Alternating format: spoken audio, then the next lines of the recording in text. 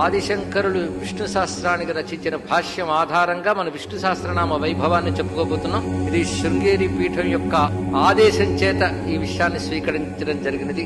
భగవద్గీత సమయంలోనే అక్కడి నుంచి ఆదేశం లభించింది. దాన్ని ఇప్పుడు నెరవేర్చుకోగలుగుతున్నాం. ఇది అర్ధమండల దీక్షతో చెప్పుకోవడం జరుగుతుంది. అయితే 21 రోజులు అనుకుంటాం కానీ విష్ణు సహస్రనామానికి 21 రోజులు కూడా తక్కువే. అందుకే మన సమయాన్ని సద్వినియోగపరుచుకుందాం. శ్రద్ధాళువులైన శ్రోతలకు ఈ విషయం చెప్తున్నాను. వింటున్న ప్రతిదీ కూడాను ఒక దీక్షగా వినాలి. అలా విన్నట్లయితే ఉపన్యాసం అవిచ్ఛిన్నంగా విన్న యొక్క ఫలం మనకి లభిస్తుంది. స్వామి యొక్క అనుగ్రహం సిద్ధిస్తుంది. అయితే విష్ణు సహస్రనామ స్తోత్రం జగత్ ప్రసిద్ధి చెందినటువంటిది. ఇది ఎక్కడిది అంటే మహాభారతంలోని ఆనుశాసనిక పర్వంలో చెప్పబడుతున్నటువంటి స్వామి యొక్క నామములివి. భీష్మాచార్యుల వారు యుధిష్ఠిరునికి ఉపదేశించినటువంటి దివ్య విద్య ఇది. ఈ సహస్రనామ స్తోత్రానికి ఉన్న ప్రాధాన్యం సామాన్యమైనది కాదు. ఆదిశంకర భగవత్పాలు వారు దీనికి భాష్యం రచించారు అంటేనే దీని యొక్క వైశిష్ట్యం తెలుస్తాం. శాస్త్రానికి భాష్యం ఉంటుంది, స్తోత్రానికి భాష్యం ఏమిటి అంటే ఇది స్తోత్ర రూపంలో కనబడుతున్న శాస్త్రం కనుకనే దీనికి భాష్యం అవసరం. విష్ణు సహస్రనామాలకు అర్థం శ్రద్ధగా తెలుసుకుంటే అది బ్రహ్మ విద్య, అది ఆత్మ విద్య. అర్థస్పృహతో మనం తెలుసుకోగలిగితే భగవద్గీత దేన్ని ప్రతిపాదన చేస్తున్నదో విష్ణు సహస్రం కూడా దాన్నే మనకు తెలియజేస్తున్నది. ఇది గుర్తుపెట్టుకోవాలి. భగవద్గీత బ్రహ్మజ్ఞానం కలిగించడం కోసం వచ్చినది. అదే దీనికి కూడా ఉన్నటువంటి ప్రయోజనం. అందుకే భగవద్గీత ఎటువంటి వేదాంత శాస్త్రము విష్ణు సహస్రనామ స్తోత్రం కూడా అటువంటిది గనకనే గీతతో సమానమైన ప్రతిపత్తి దీనికి పెద్దలు ఇచ్చారు.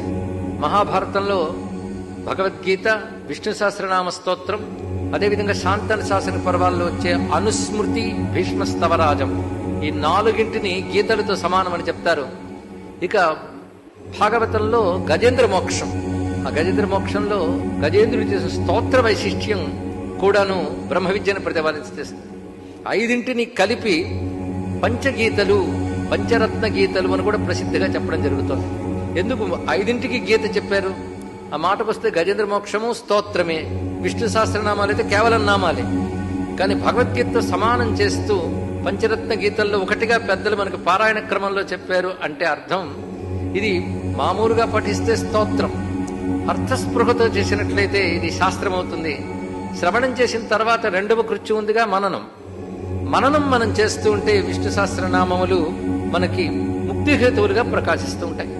అయితే ఇవి నామములు గనక నామాలకి ఉచ్చారణ చేతనే, శ్రవణం చేతనే కొంత మహిమ ఉంటుంది సహజంగా. దాని గురించి శంకరులు అద్భుతమైన భాష్యం రచించారు. అందుకే నామాలకు మహిమ ఉంటుంది. విష్ణు సహస్రనామం వినడం వల్ల లేదా ఉచ్చారణ చేయడం వల్ల, పారాయణ చేయడం వల్ల కొన్ని ప్రయోజనాలు ఉన్నాయి, తప్పకుండా ఉంటాయి. మంత్రస్వరూపాలు గనక ఒక్కొక్క నామం ఒక్కొక్క మంత్రం గనక ఆ ప్రభావం తప్పగా ఉంటుంది. మంత్రానికి ఒక ప్రయోజనం ఉంటుంది కదా, సిద్ధిని ఇచ్చేటటువంటి ప్రయోజనం ఉంటుంది. అది ఐహిక సిద్ధిని ప్రసాదిస్తూ క్రమంగా అసలు సిద్ధి చిత్తశుద్ధినిచ్చి అప్పుడు మనకి విచారణ వైపు బుద్ధిని పంపించి జ్ఞానాన్ని కూడా ప్రదానం చేస్తుంది. కనుక ఈ నామ విద్య మనం ఏ దశలో ఉంటే ఆ దశలోనే స్వీకరించాలి. తర్వాత గురువులను ఆశ్రయించి శ్రద్ధతో అర్థాన్ని తెలుసుకునే ప్రయత్నం చేయాలి. ఇప్పుడు జగద్గురువుల యొక్క సన్నిధిలో వారాదేశంతో అమ్మవారి యొక్క సాన్నిధ్యంలో మనం ఈ సహస్రనామ భాష్యాన్ని చెప్పుకున్న భాగ్యం మనకు లభించింది.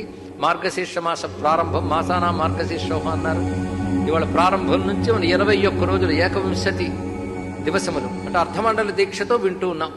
ఇలా శ్రద్ధగా కూర్చుని విన్న వారందరికీ కూడా స్వామి అనుగ్రహం లభించుగాక అని చెప్తూ, ఎక్కువగా ఉపోద్ఘాత అవసరం లేదు. ఎందుకంటే మహాభారతంలో శాంతి అనుశాసనిక పర్వములు అనేటటువంటివి మొత్తం యుద్ధానంతరం పట్టాభిషిక్తుడైనటువంటి యుధిష్ఠిరుడు అనగా ధర్మరాజు ఆయన మనోవేదన పోగొట్టడానికి కృష్ణ పరమాత్మ భీష్మ పితామహుని వద్దకు తీసుకువెళ్ళాడు. శరతల్పగతుడు అంటే అప్పశయ్యపై ఉన్నటువంటి భీష్మ పితామహుని కృష్ణుడు ఆదేశించాడు, ఇతడికి నువ్వు ధర్మజ్ఞానములు అందించాలి అని. అప్పుడు వేదం ఆధారం చేసుకుని, స్మృతుల ఆధారంగా, అనేక ఇతివృత్తాల ఆధారంగా సమగ్రమైన ధర్మములు బోధించాడు భీష్మ పితామహుడు. యుధిష్ఠిరుడు ప్రశ్నలు వేస్తూ ఉండగా కూడాను వాటికి మళ్ళీ సమాధానం చెప్తూ సంపూర్ణ సనాతన ధర్మం అందించాడు భీష్మాచార్యుడు వారు. ఆ శాంతన శాసన పర్వాల వల్లనే భీష్ముల వారిని మనం ఆచార్య స్థానంలో చెప్పుకుంటున్నాం. అంత అద్భుతమైన విజ్ఞాన కోశములు శాంతి అనుశాసనిక పర్వములు. ఇందులో ప్రధానంగా మన ధర్మంలో 3 భాగములుంటే కర్మ, ఉపాసన, జ్ఞానం అని 3 భాగములు. మూడు చెప్పబడుతుంటాయి. కర్మయే శాస్త్రంలో ధర్మము అనిపించుకుంటుంది. ధర్మం అన్నా కర్మ అన్నా ఒకటి. రెండవది ఉపాసన, మూడవది జ్ఞానము. ఈ మూడు వేదము అదే అందిస్తోంది, భారతం అదే అందిస్తోంది, శాంతానుశాసనకాలు కూడా వాటినే మనకి అందిస్తుంది. ఈ శాంతానుశాసనకాల్లో ప్రారంభంలోనే భీష్మ స్తవరాజమని విష్ణువుని ఉద్దేశించి అద్భుతమైన స్తోత్రం చేస్తాడు. దాని భాష్యం కూడా గీతా భాష్యంతో సమానంగానే ఉంటుంది. కొన్ని స్తోత్రములు స్వామిని స్మరిస్తూ తాను చేస్తాడు భీష్ముల వారు. వాటి తర్వాత ప్రారంభమవుతే చర్చలు అన్నీ కూడా అనుశాసన పర్వం వచ్చేటప్పటికి ఇంచుమించు ధర్మాలు చెప్పడం పూర్తయిపోయింది.